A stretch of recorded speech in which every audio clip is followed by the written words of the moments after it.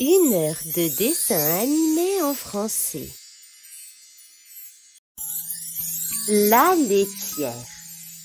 Il était une fois, dans un village perdu dans les montagnes, une petite fille avec une imagination débordante. Un jour, ses parents l'envoyèrent au marché du village le plus proche pour y vendre le lait que leur vache avait produit.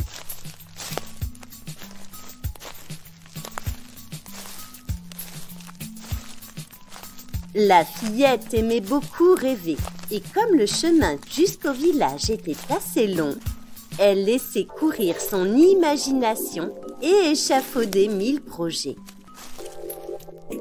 Le chemin lui paraissait tellement plus court et tellement plus agréable de cette façon.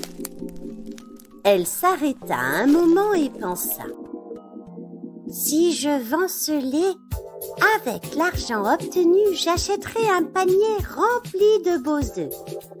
Et plus tard, avec ces œufs, j'aurai plein de poulets.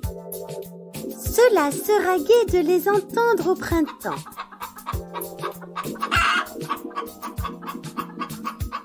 Ensuite, je vendrai ces poulets et j'achèterai un gros cochon. Lorsque le cochon sera bien gras, je le conduirai au marché et j'achèterai une vache. Elle reprit la marche en rêvant.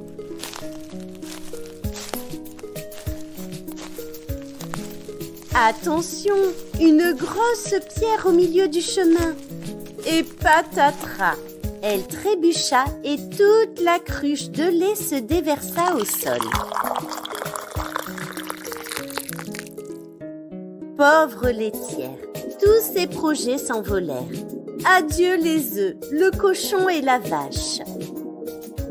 Celle-ci rentra alors chez elle très triste.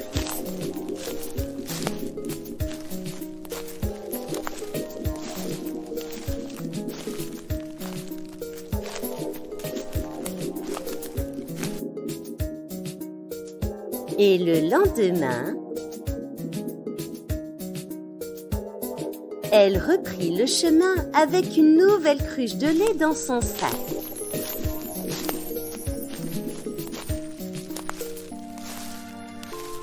Concentrée, elle marchait droit devant.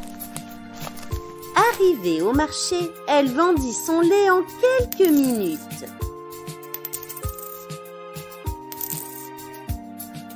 La mésaventure de la veille lui avait servi de leçon. Ainsi, notre chère laitière pensa: « Dorénavant, j'élaborerai mes projets avec davantage de calme et ne jamais abandonner. » Si vous avez aimé cette histoire, n'hésitez pas à vous abonner à la chaîne. À bientôt!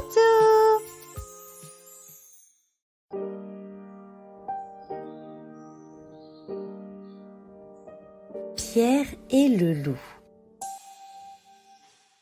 Il était une fois un petit garçon prénommé Pierre qui vivait à la campagne avec son grand-père. Il avait ici une basse-cour avec un canard et un chat.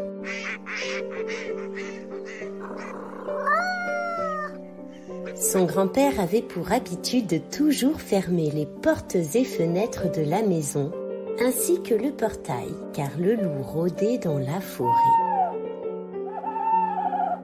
Un beau jour, il omit de fermer le portail du jardin, et le canard profita de l'occasion pour aller nager dans la mare qui se trouvait à l'orée du bois. Il se querella avec un oiseau venu se poser sur une branche. « Quel genre d'oiseau es-tu si tu ne sais pas voler ?» demanda l'oiseau. « Et quel genre d'oiseau es-tu si tu ne sais pas nager ?» lui répond le canard. À ce moment, le chat s'approcha. Pierre, depuis la maison, entendit les animaux proches de la mare. Il s'approcha de la fenêtre et quelle surprise! Ils étaient en dehors du périmètre autorisé. Il sortit de la maison et s'avança vers le point d'eau. Le chat, très surpris, sauta par-dessus le canard et grimpa dans l'arbre. L'oiseau s'envola aussitôt jusqu'à se poser sur la tête du félin. Le grand-père de Pierre arriva à son tour. Il lui dit « Mon garçon, tu as enfreint les règles. Je t'avais dit de ne pas te rendre plus loin que la clôture de la maison. » Il ramena Pierre à la maison et referma les portes et fenêtres par peur que le loup ne surgisse. Et c'est ce qui arriva. À la nuit tombée, le loup rôdait non loin de là. L'oiseau et le chat étaient hissés dans les arbres, mais le pauvre petit canard, tout pâteau, fut avalé par le loup. Pierre soupa avec son grand-père.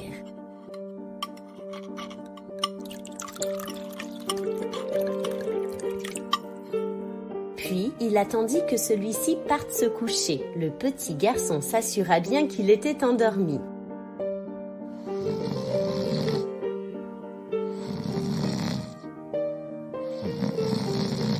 Puis il ouvrit la porte et sortit de la maison pour aller chasser le loup.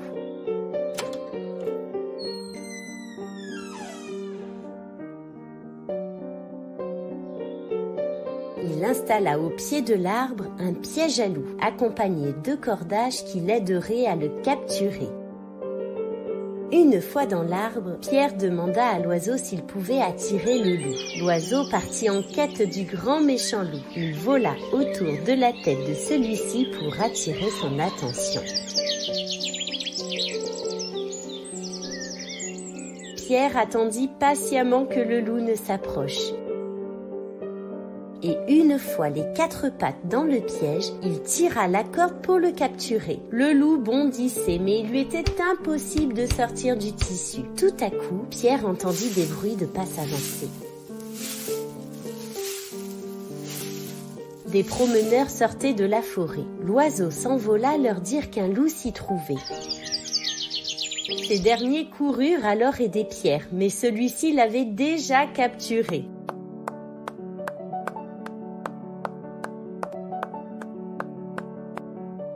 Tous ensemble, ils entamèrent une marche triomphale pour emmener le loup au jardin zoologique.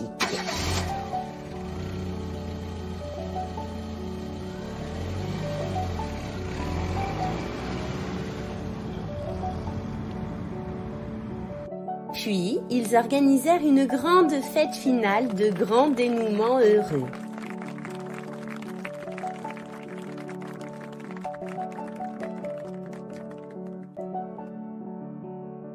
Si vous avez aimé cette histoire, n'hésitez pas à vous abonner à la chaîne. À bientôt!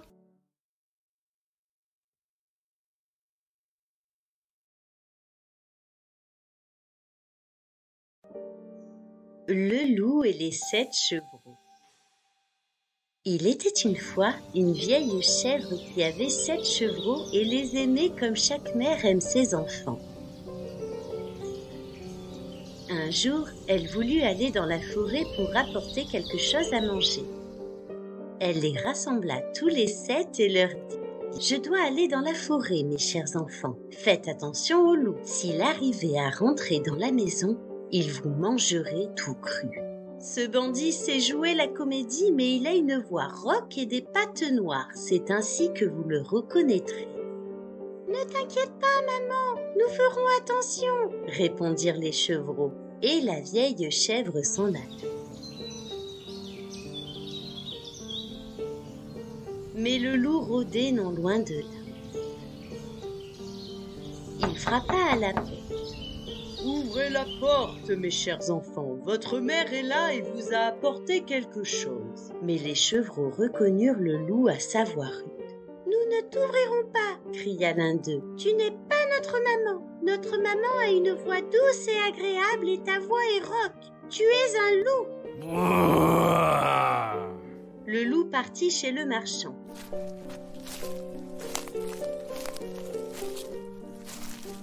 Il vola un grand morceau de craie qu'il mangea.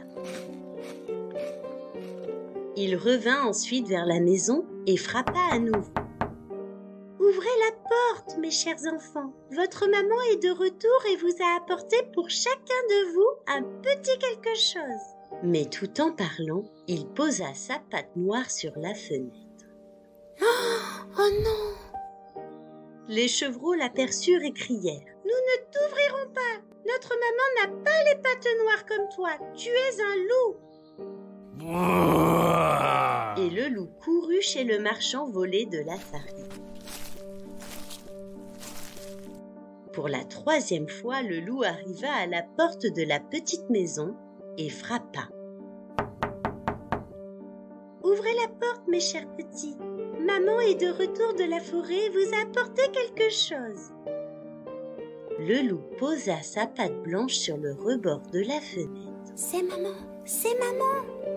Les pauvres chevreaux ouvrirent la porte et le loup bondit dessus. Le loup avala les chevreaux alors que le 7e eut le temps de se cacher dans la pendule. Lorsque le loup fut rassasié, il sortit dans le pré vert se reposer. Peu de temps après, la vieille chèvre revint de la forêt. La porte était grande ouverte, la table et les chaises étaient renversées. Oh non! Elle chercha ses petits en vain. Tout à coup, elle entendit une petite voix fluette. « Je suis là, maman, dans la pendule !»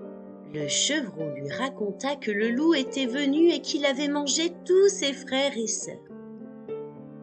Ensemble, ils sortirent de la petite maison et dans le pré, le loup y était couché. Quelque chose bougeait et grouillait dans son gros ventre. La chèvre cisailla son ventre et aussitôt le premier chevreau sortit la tête. Et les 6 chevreaux en sortirent les uns après les autres, tous sains et saufs. Quel bonheur! Maman!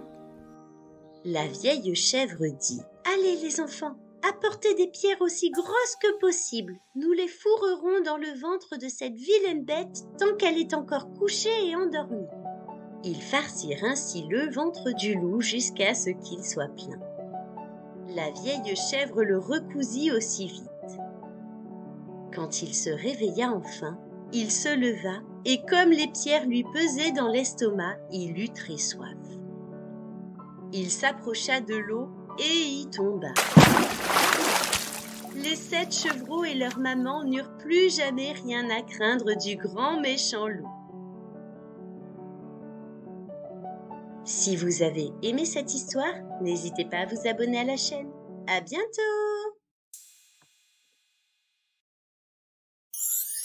Léo, le petit panda.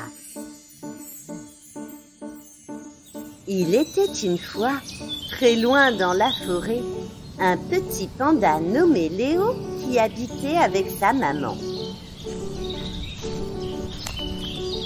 Léo adorait se balader dans l'immense forêt de bambous. Il attendait avec impatience la visite de sa grand-mère qui, lors de son dernier passage, lui avait ramené de délicieuses mûres. D'une nature très généreuse, Léo décida de partir à son tour cueillir des mûres pour régaler sa grand-mère.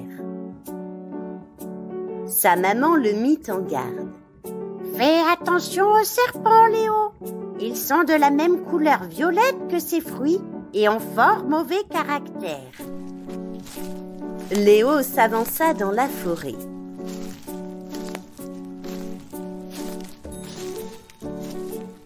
Puis, il trouva enfin les buissons fournis de mûres sauvages.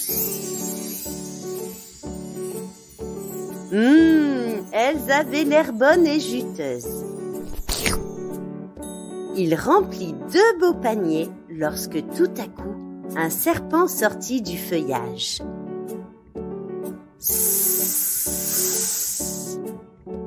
Il était très en colère d'avoir été réveillé et pris pour une mûre. Apeuré, Léo le panda se mit à courir aussi vite qu'il le put, en oubliant ses paniers.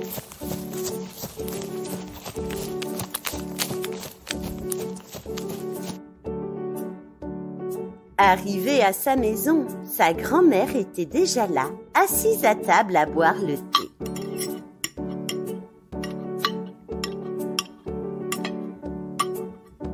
Mamie, j'ai voulu t'apporter des mûres sauvages, mais un serpent m'a menacé de me mordre.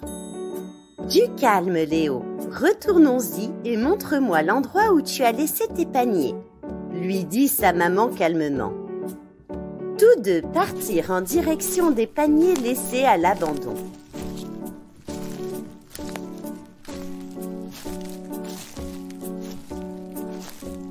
Et quelle surprise en arrivant!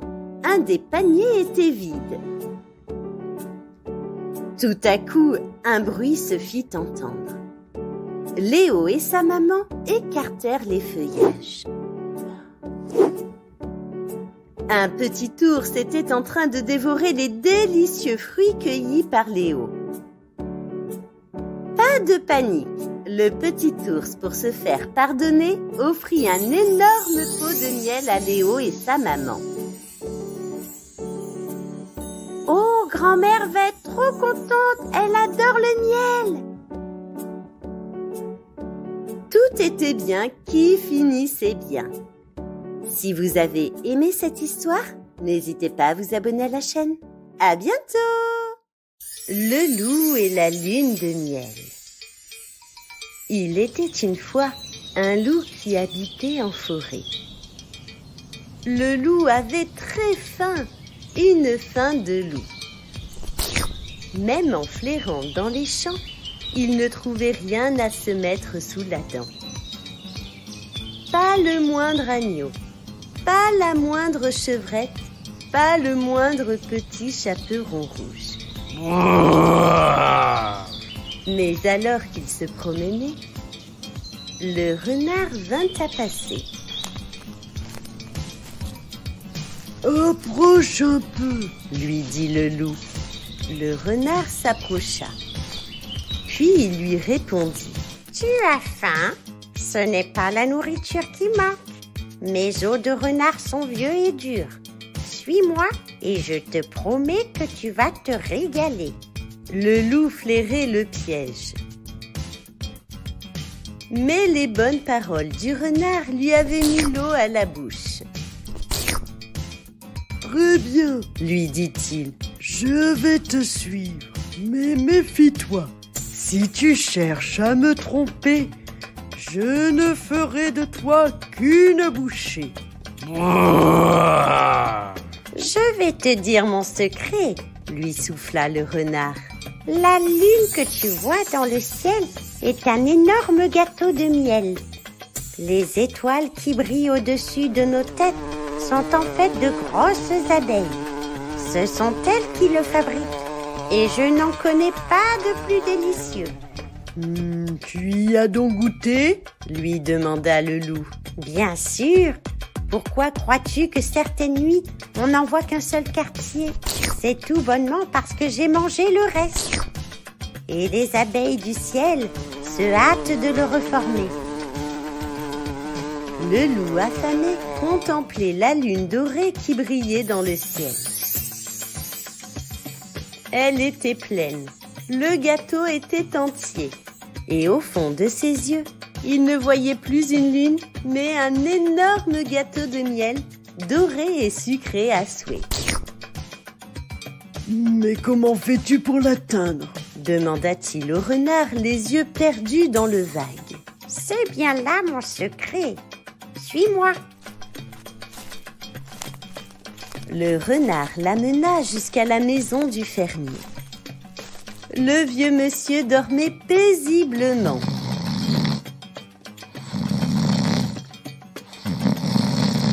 Maître Hibou les observait.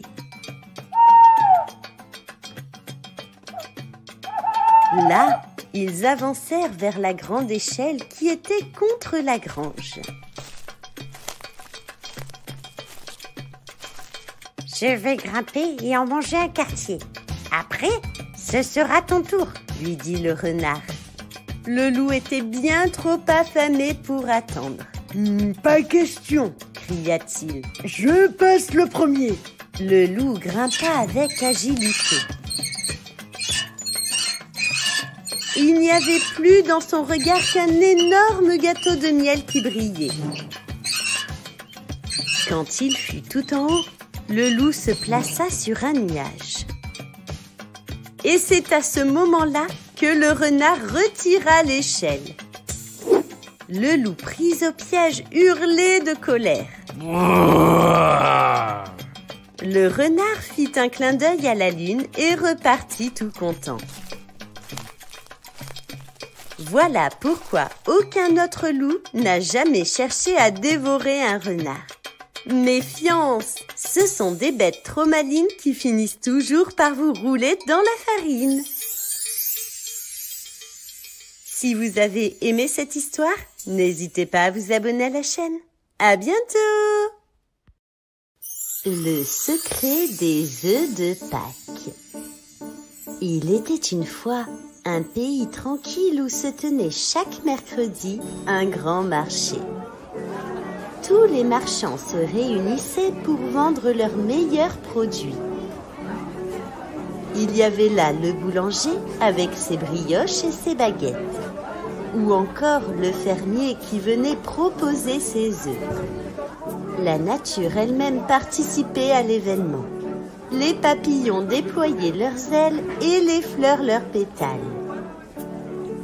Mais ce beau jour, deux villageois comparaient leurs œufs qu'ils venaient d'acheter. C'était à qui aurait les plus gros, les plus ronds et les plus blancs. Seule et un peu en retrait, une vieille femme les écoutait parler. Elle était pauvre et ne possédait qu'une petite poule maigrichonne qui ne lui avait donné que 3 petits œufs, pas plus gros que des billes. La vieille femme soupirait. « Je suis pauvre, ma poulette, et c'est bientôt toi que je vais être obligée de mettre à l'étalage. » À ces mots, la petite poule se mit à crier. « Pitié, ma bonne dame, je ne veux pas finir rôtie. Si vous me gardez, je vous promets de pondre l'année prochaine les œufs les plus extraordinaires. » La vieille femme rentra chez elle avec sa poulette. Une année passa. Et la dame, de plus en plus pauvre, n'avait que quelques poignées de riz à donner à sa petite poule en guise de nourriture.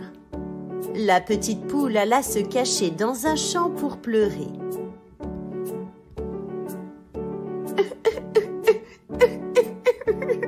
Que vais-je faire? Que vais-je devenir si je ne suis pas capable de donner à ma maîtresse que 3 petits œufs? Cette fois, elle sera forcée de me vendre et je finirai dans l'assiette. Autour d'elle, les fleurs et les papillons l'écoutaient. « Nous ne laisserons pas faire cela !» chuchotèrent-ils. À la tombée de la nuit, les fleurs se couchèrent sur le sol. Puis les papillons vinrent tourbillonner autour de la petite poule. Au matin, lorsqu'elle se réveilla, la poulette se sentait fraîche. Elle se mit à chanter et pondit 7 œufs. Ils n'étaient toujours pas bien gros, mais ils étaient de toutes les couleurs de l'arc-en-ciel.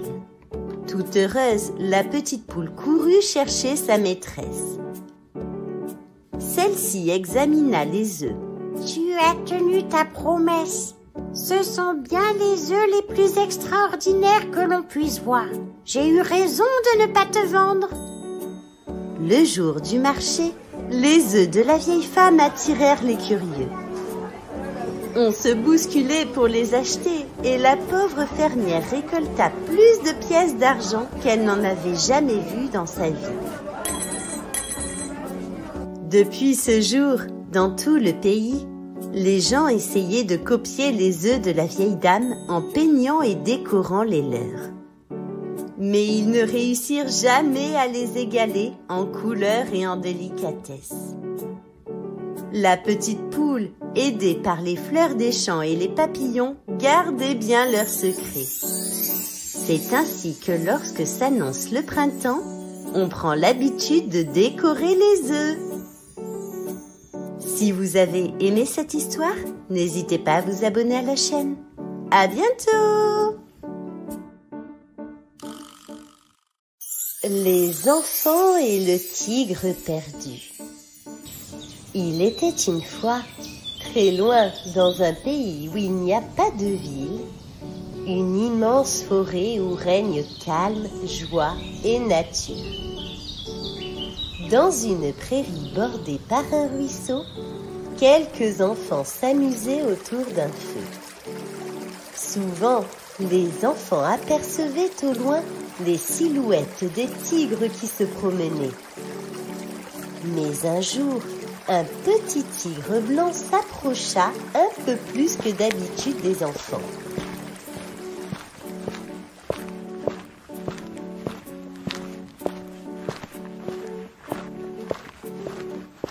« Comment t'appelles-tu, petit tigre ?» demanda un des enfants. « Je m'appelle Julie », répondit le tigre, quelque peu apeuré par le groupe d'enfants. « Mais que fais-tu là? Tu es bien loin de ta famille qui est dans la forêt ?»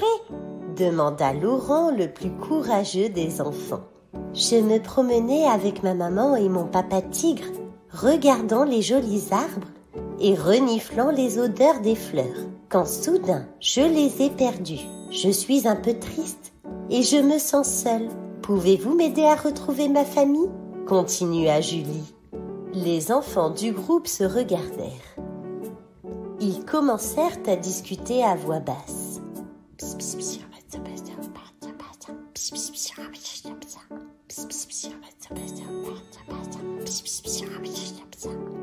Au bout de quelques minutes, le groupe répondit à Julie. « Oui, nous sommes d'accord de t'aider à retrouver tes parents.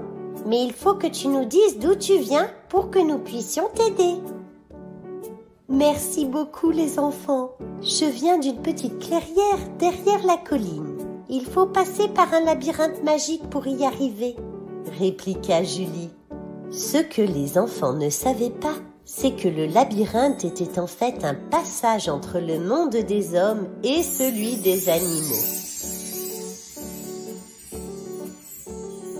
Julie et le groupe d'enfants se mirent à chercher le labyrinthe dans l'immense forêt.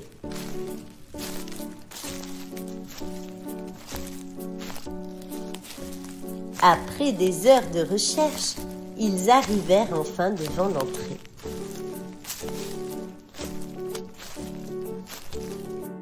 Pour accompagner Julie jusque l'autre côté sans se perdre, nous allons l'attacher au bout d'un ballon pour qu'elle puisse voler au-dessus du labyrinthe et elle pourra nous guider depuis le ciel. Les enfants attachèrent Julie au bout de 4 grands ballons bleus. « Ça fonctionne !» s'exclama Julie. Elle réussit à guider les enfants jusqu'à l'autre côté du labyrinthe. Une fois arrivée, Julie atterrit enfin dans le monde des animaux. Elle remercia longuement les enfants pour avoir été aussi gentils avec elle. Comme les enfants avaient semé des cailloux au fur et à mesure qu'ils avançaient dans le labyrinthe, ils purent retrouver leur chemin vers le monde des hommes. Les hommes et les animaux pouvaient enfin se rencontrer quand ils le voulaient grâce à Julie, et les enfants allaient maintenant souvent lui rendre visite. Si vous avez aimé cette histoire, n'hésitez pas à vous abonner à la chaîne. À bientôt! Gaston le cochon et le dragon. Il était une fois, dans une petite ferme au cœur de la campagne, un petit cochon nommé Gaston. Gaston était un cochon curieux et aventurier. Alors que les autres cochons étaient occupés à se rouler dans la boue, Gaston préférait explorer les environs et découvrir de nouveaux endroits. Un jour, alors qu'il se promenait près de la rivière, Gaston aperçut un magnifique papillon aux ailes colorées. Intrigué, il décida de suivre ce papillon qui semblait le guider vers une destination inconnue.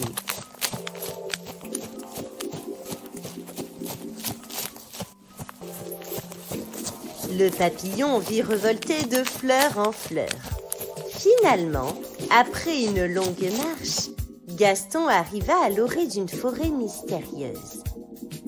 Les arbres étaient si grands qu'ils semblaient toucher le ciel. Le petit cochon était à la fois effrayé et excité. Il décida de s'aventurer plus profondément dans la forêt, guidé par le papillon qui semblait l'encourager.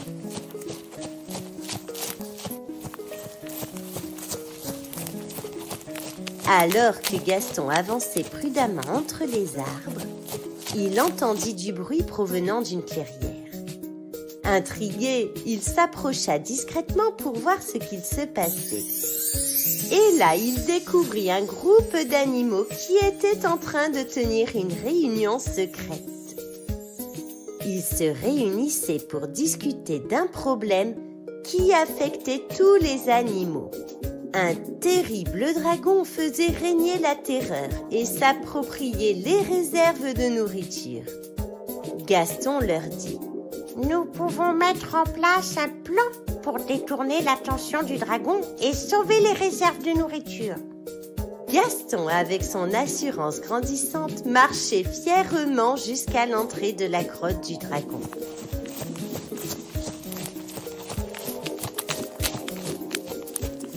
Alors qu'il s'approchait de la grotte, le dragon se réveilla et émit un rugissement assourdissant. Le petit cochon utilisa sa ruse et commença à distraire le dragon. Pendant ce temps, les animaux étaient dans la grotte pour dérober les réserves de nourriture. Le dragon, dans sa grotte vide, s'enfuit loin de la forêt, ne causant plus aucun problème aux animaux qui y vivaient. Gaston réalisa alors que l'entraide et la collaboration étaient essentielles pour surmonter les difficultés. Si vous avez aimé cette histoire, n'hésitez pas à vous abonner à la chaîne. À bientôt! Le petit pingouin à Noël. Il était une fois, proche de la banquise, une famille pingouins qui habitait un igloo. Il faisait un froid de pingouin en ce mois de décembre et Noël approchait. Petit pingouin avait déjà préparé son sapin et son papa était en train de cuisiner de bons muffins.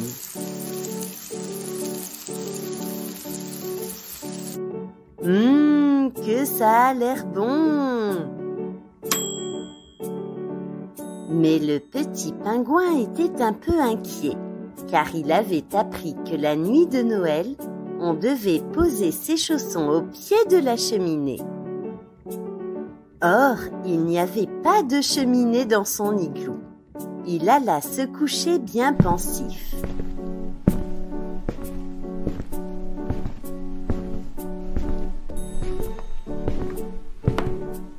Puis il se releva. Qu'à cela ne tienne, il allait en fabriquer un.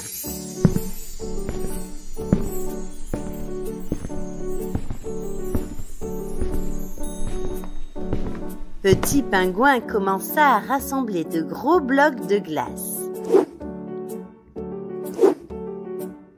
Et puisqu'un feu a besoin de bois, il cacha dans sa chambre quelques bouts de bois trouvés au bord de l'eau. Ensuite, il déposa des bûches dans sa cheminée. Il alluma le feu et regarda un moment les jolies flammes danser.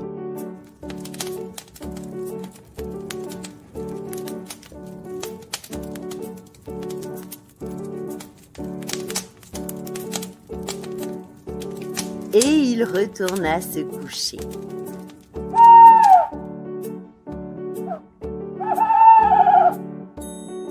Le lendemain matin, il ouvrit un œil et sortit de sa chambre, pressé de découvrir ses cadeaux.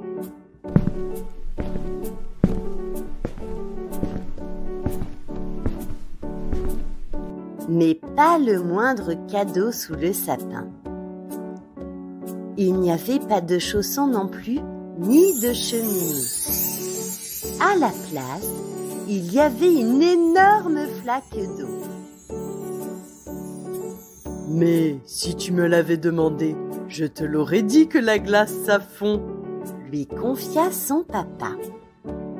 Petit Pingouin retourna dans sa chambre.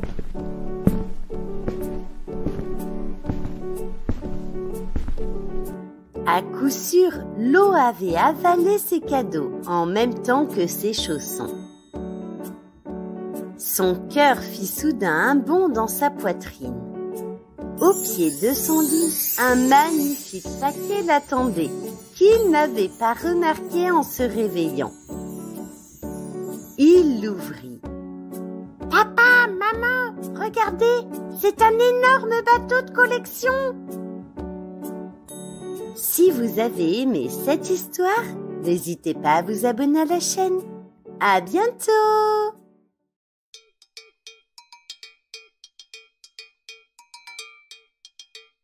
La galette volante. Il était une fois, dans un tout petit hameau de quelques maisons, un bon cuisinier cochon nommé Isidore. Celui-ci aimait cuisiner de superbes galettes, et en particulier les galettes des rois. Personne n'avait jamais vu de galette dorée aussi grande, une vraie galette géante. Incroyable! S'écria son voisin le renne. Elle a l'air succulente, s'exclama son amie Fiona, l'hippopotame. Isidore le cochon était très fier de son œuvre. C'est alors que Juliette, la petite fille, arriva chez lui.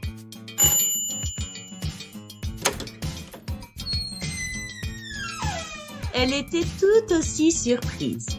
Elle lui chuchota alors à l'oreille. « Avez-vous mis une fève à l'intérieur ?» Le cuisinier s'étonna. « Où avais-je la tête? J'ai oublié la fève. Une galette sans fève, c'est comme un roi sans couronne. » Et il se mit à pleurer. Juliette dit alors « Ne pleurez pas, j'ai ce qu'il vous faut. » Et elle lui tendit une belle fève qui scintillait.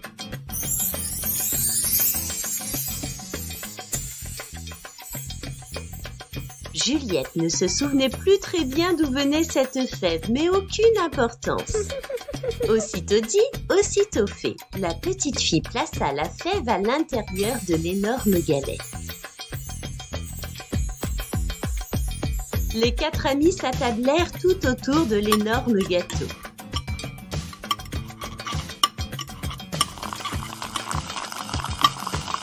Lorsque tout à coup, celui-ci se suréleva.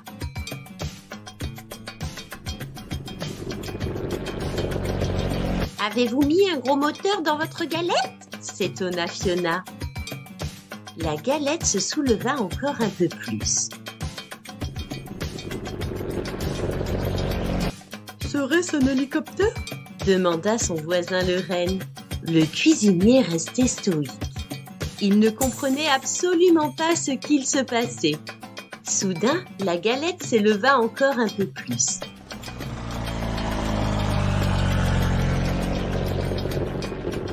Attrapez-la! Criait l'hippopotame. Et les voilà tous trois sur l'énorme gâteau. Tout à coup, la galette s'envola dans les airs. Elle allait si vite et elle était si haute que le voisin le renne en était malade. Le cuisinier ne comprenait pas. Il avait pourtant utilisé la même recette. Soudain, Juliette réalisa. « Mais oui, j'ai changé quelque chose. J'ai ajouté la fève. »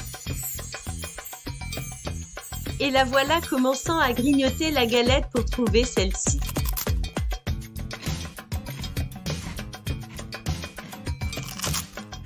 Aidez-moi à grignoter!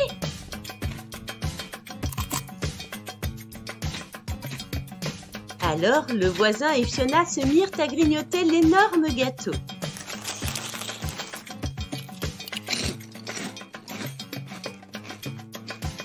mais pas la moindre trace de la fève magique. Lorsque tout à coup, Juliette aperçut le fameux objet. « Il est là !» Doucement, la galette perdit en altitude et vint se poser au-dessus des arbres, au beau milieu de la forêt.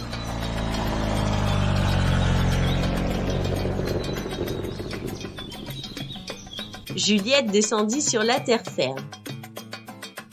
Et elle courut inviter les animaux de la forêt à apprécier cette bonne galette des rois. Venez vite, venez vite! Tous se régalaient. Et plus jamais ils n'ajoutèrent de fèves magiques dans le gâteau du cuisinier le cochon. Si vous avez aimé cette histoire, n'hésitez pas à vous abonner à la chaîne. À bientôt!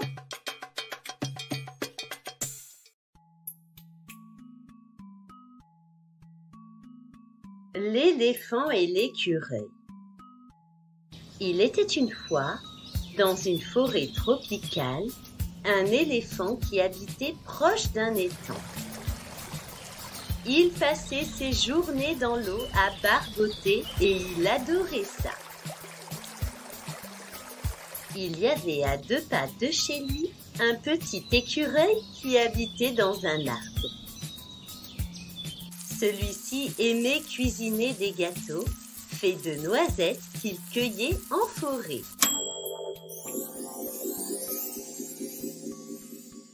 Un beau jour, alors que l'éléphant était en balade, il croisa l'écureuil. « Bonjour mon cher ami, que fais-tu par ici ?» « Je cherche des noisettes pour mon repas de ce soir, » répondit l'écureuil. « Viens donc te baigner avec moi, l'eau est bonne et il fait chaud aujourd'hui. » Mais l'écureuil était sceptique. Il ne savait absolument pas nager. Finalement, il accepta. Ensemble, ils marchèrent jusqu'à l'étang.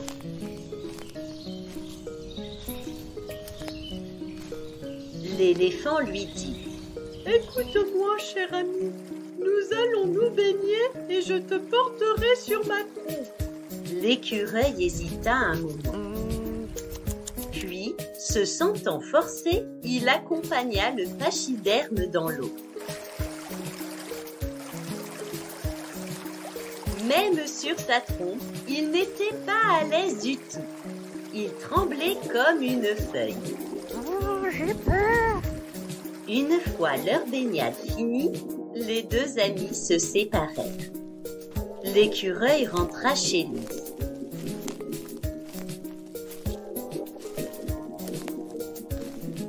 De son côté, l'éléphant avait passé une journée fantastique. Il s'endormit en pensant à leur bon bain pris un peu plus tôt dans l'après-midi. Et le lendemain matin, le soleil tapait fort de nouveau. L'éléphant se réveilla et s'empressa de rejoindre son ami l'écureuil dans les bois.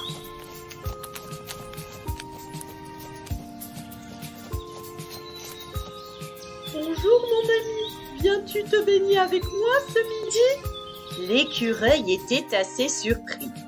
Il lui répondit. Mon cher ami, je t'ai dit ne pas savoir nager et hier j'étais terrifiée dans l'eau. Si c'est une partie de plaisir pour toi, elle n'est pas drôle pour moi. L'éléphant était très étonné. Il dit.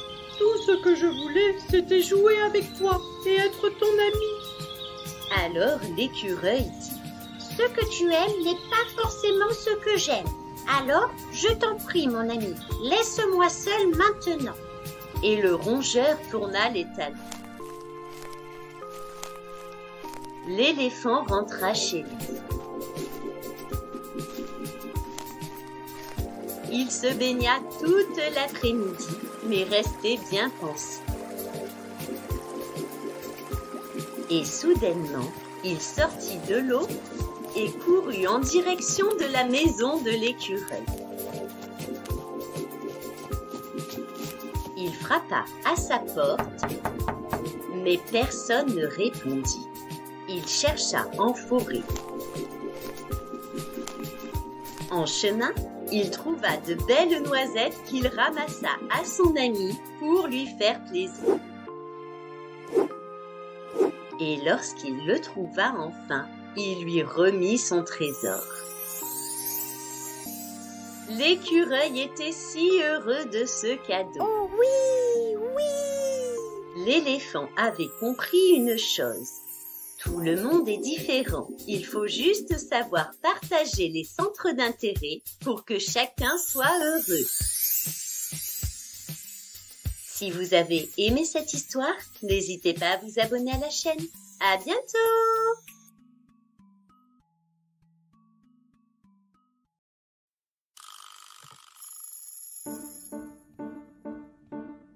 Un renard dans le poulailler. Il était une fois une petite ferme perchée sur le haut d'une côte. Il y avait un poulailler où tout allait bien. On s'amusait, on riait. Il y avait des poules et des poussins, un lapin et surtout un coq, chef de la basse-cour. La fermière était avec ses vaches non loin de là.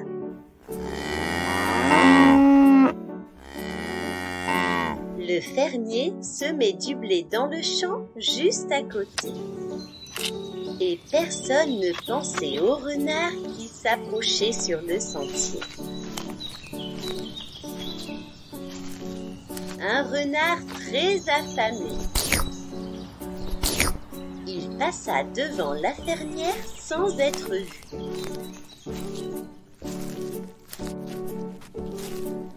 Puis devant le fermier en toute discrétion.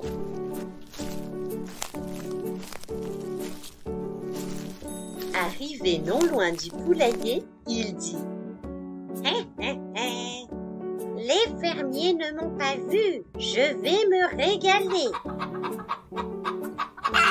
Dans le poulailler, on chantait, on riait.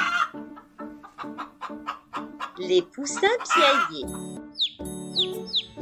Les mamans picoraient le grain. Il y avait même Monsieur le cochon venu leur rendre visite. Et le chef de la basse-cour se reposait simplement sur une botte de paille. Sans un bruit, le renard affamé s'approcha sur la pointe des pieds. Et il prit son élan et arriva soudainement au milieu de la basse-cour. Tout le monde s'affolait, les plumes volaient dans tous les sens. Le renard se lécha déjà les babines. Il aperçut une belle poule blanche sur sa gauche. Il la saisit brusquement et courut en direction de la sortie. « Au secours! Au secours !» crièrent tous les animaux de la ferme.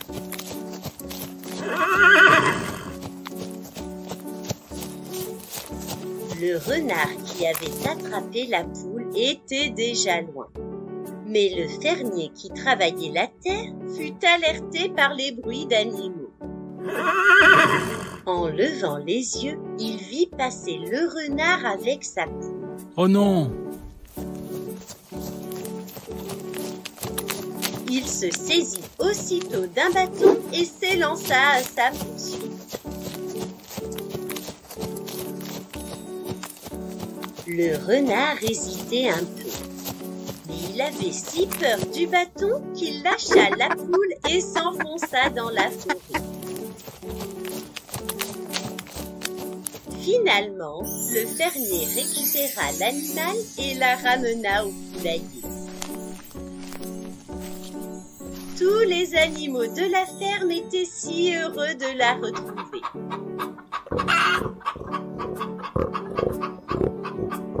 Les autres poules dansaient, le coq chantait, et ensemble ils préparèrent un bon goûter. Vive le poulailler!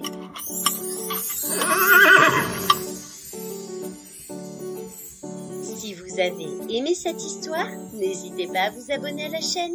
À bientôt!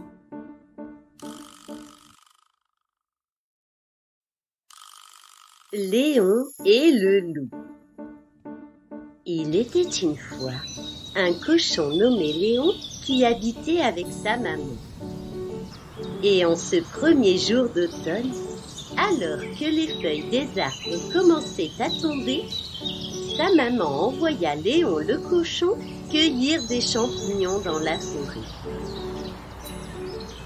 Reviens dès que ton panier est plein et méfie-toi du loup, dit-elle, et Léon s'en alla vers le bois. En chemin, il trouva très vite des champignons. Il en remplit son sac. Mais oubliant les recommandations de sa maman, il s'écarta du chemin et partit en promenade. Il aimait marcher dans les feuilles mortes pour les entendre craquer. Tout à coup, Léon reçut une noisette sur la tête. « Tu as de beaux champignons ?» cria l'écureuil. « J'en voudrais un peu, je les ferai sécher sur un fil et je les mangerai. » Léon donna donc quelques champignons et en échange, l'écureuil lui offrit des noisettes. Puis il poursuivit sa route. Chemin faisant, Léon rencontra Gros Ours. Il récoltait du miel sauvage au creux d'un arbre.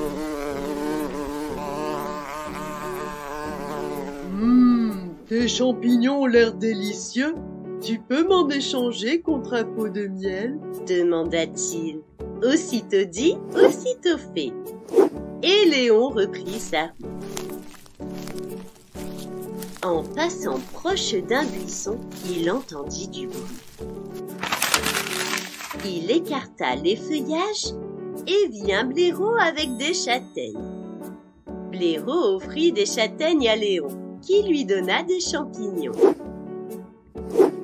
Alors Léon décida de rentrer chez lui en longeant la rivière.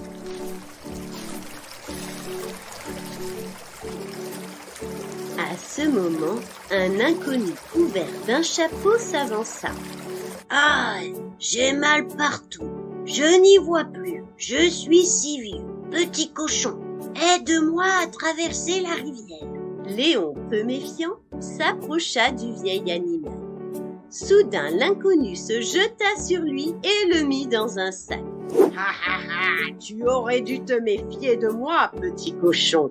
Je suis le loup. » Dans le sac, le cochon criait. « Au secours! Le loup m'emporte !» L'écureuil était en train de cuisiner un bon repas. Aussitôt, il partit en direction des cris. Gros Ours, quant à lui, était en train de lire son journal. Il écarquilla les yeux et se mit à courir. Blaireau était encore en classe. Il restait stoïque. Et aussitôt, il sortit de cour pour venir en aide à son ami le cochon. Tous trois accoururent et arrivèrent face au loup. Ensemble, ils lui jetèrent des pierres. Apeuré, le loup prit la fuite. Ils libérèrent enfin Léon le cochon. Léon remercia ses amis. Enfin, il reprit sa route. Arrivé chez lui, il offrit les champignons, les noisettes, le miel et les châtaignes à sa maman. Il lui conta sa mésaventure autour d'un bon feu de cheminée. Quant au loup, il ne revint plus jamais rôder autour de Léon. On dit même qu'il avait quitté la forêt.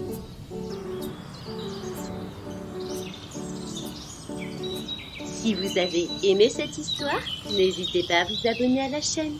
À bientôt!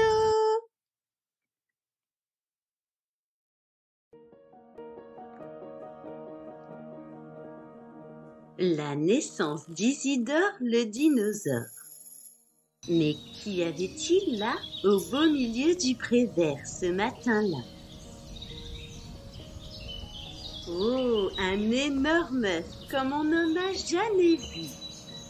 Il est sans doute tombé d'une étoile filante pendant la nuit.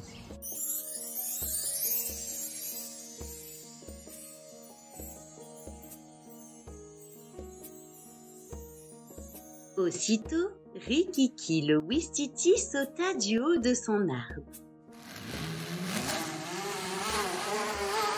Il s'approcha doucement de l'œuf.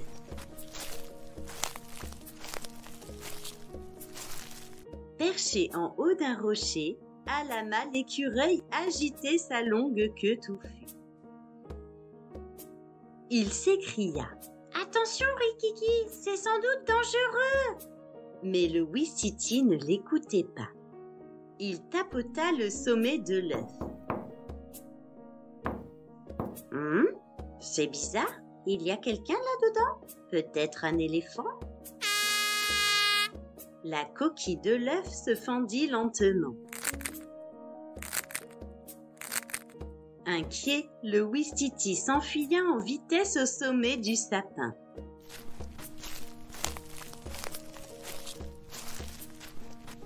Tu as vu quelque chose ?» demanda Alama. « Oui, une tache rouge en haut de l'œuf. »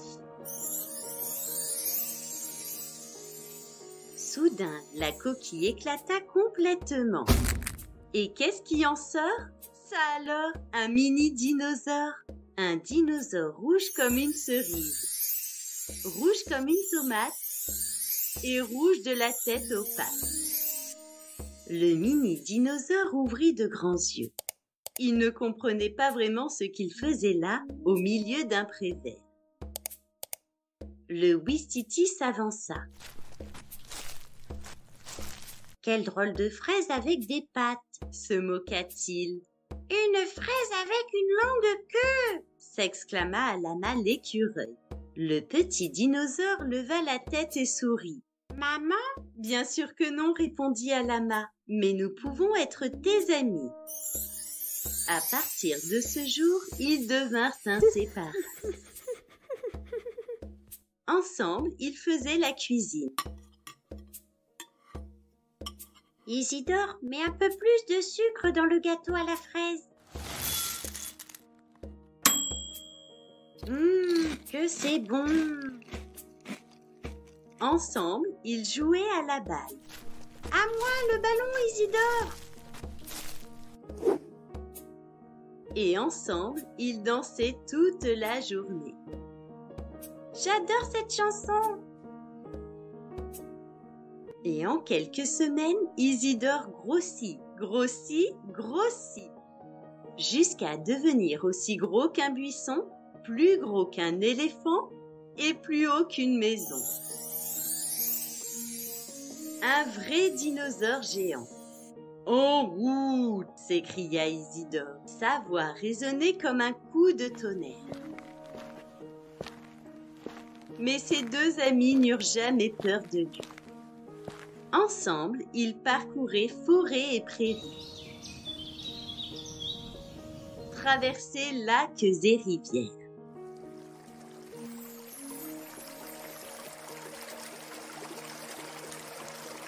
Et le soir, ils se posaient dans le pré pour admirer les étoiles. Isidore, penses-tu être le seul dinosaure sur cette planète? Mais Isidore restait muet. Il savait qu'il y avait fort longtemps, de nombreuses espèces habitaient la planète. Il y avait des brachiosaures, des tricératops, des stégosaures et même des tyrannosaures.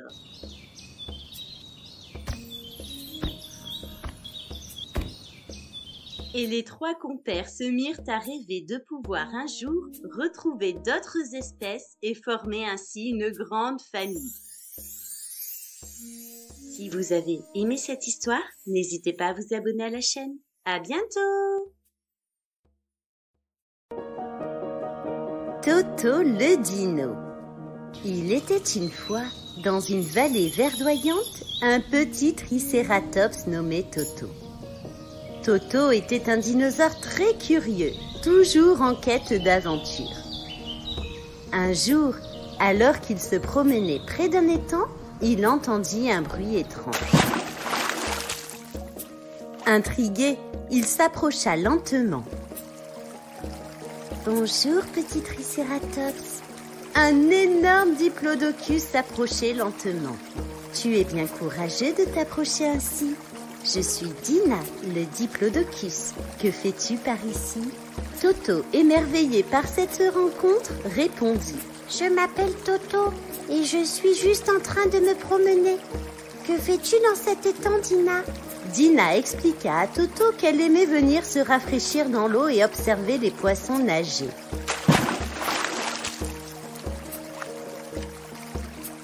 Fasciné, Toto demanda à Dina si elle pouvait lui apprendre à nager. Et bientôt, Toto nageait joyeusement à ses côtés. Alors que les deux amis exploraient les environs, ils entendirent un cri strident dans le ciel.